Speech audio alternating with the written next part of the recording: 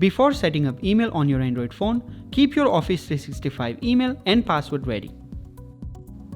In order to configure Office 365 email on Microsoft Outlook app on the Android phone, visit Google Play Store and search for Outlook app.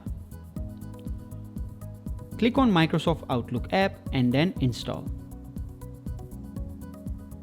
Once the install is complete, open the app and click on Get Started. Type in your email address and app will automatically recognize that it is an Office 365 email and prompt you for a password. Type in the password and click on Sign In.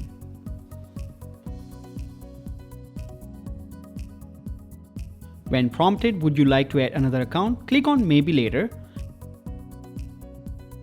And that's it. Your Office 365 email on Microsoft Outlook app on Android has been successfully configured.